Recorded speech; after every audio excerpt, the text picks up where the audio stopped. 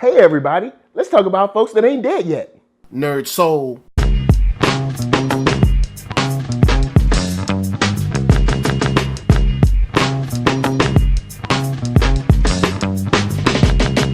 Late Ill Kid at on y'all, so holding it down, bringing it street geek and nerd soul. What is up, my people, today? Oh yeah, coming with another wonderful episode of movie reviews, and today we're gonna have some fun because we are hanging out, chilling with some wonderful people. Today I'm teaming up with Fathom Events. Yeah, you know them. They put on either older films, do anniversaries, or they put out films that you can't normally see at your major cinemaplex for a limited time. Let you see some cool stuff. Whether it's Death of Superman, Reign of Superman, some Dragon Ball, whatever it might be.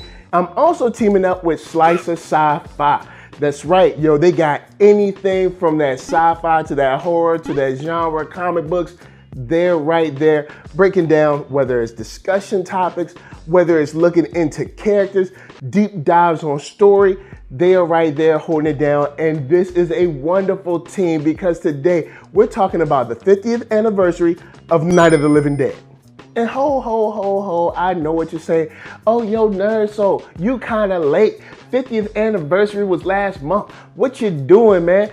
Are you crazy? No, I was honestly scared. It took me a while to actually review this because I was scared every time I went over it, every time I was watching the clips and all that. It bothered me. It shook me to the core. You want to know why? Because this movie still works. This movie is great, and in this case, they did the restoration for the 50 years, and they went and cleaned up the frames and stuff, and got it nice and crispy, and it looks awesome. Now, I could go about the technical stuff about how great it looks and how much more beautiful it is than it was back in the days, but what I'm going to talk about is the one thing that I think works about this movie, you got the zombies, you got the people fighting, all this stuff. But what works in this movie for me that still hits home for a movie that is 50 years old now is the sense of being trapped. I mean, the whole film, whether you're on the run, whether you're in the car, whether you're in that house, the sense of them being trapped, of having nowhere to run is just hanging over this film. And when you're watching it, you're like, yeah, this is an old film. I should be, I've seen more crazier stuff than this.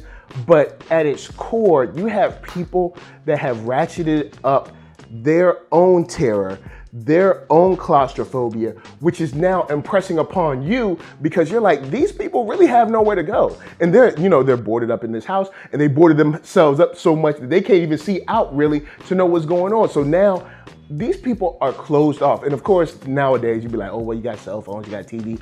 Back then, they just had the radio. So just knowing how screwed they were is what still drives this film home for me. Also, having a brother in the sort of lead role in this film doesn't hurt. Also, quick tidbit, I didn't know how huge a deal it was, but this movie came out in like 68 or something like that, whatever it was, came out way back, of course, 50 years ago. It was a huge deal for a brother. See, when I was younger and I saw this, I didn't know. It's a huge deal for a brother to be in the lead role, kind of like, doing his thing and being the, I guess, de facto leader of this quasi team that was all together.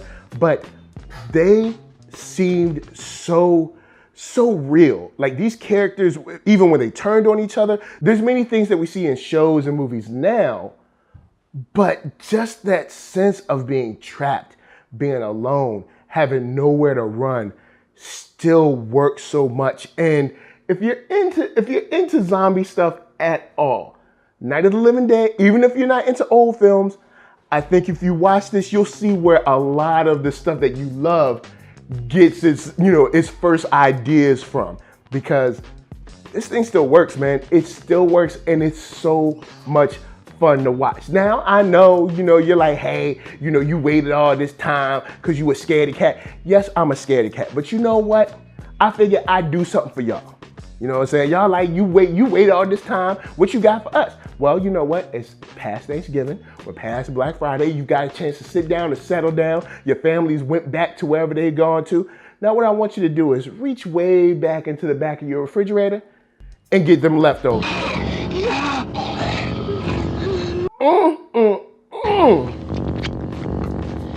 Now that's what I'm talking about.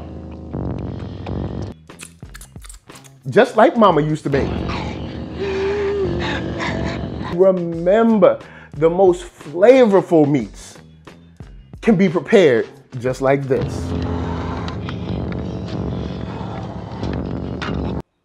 Peace.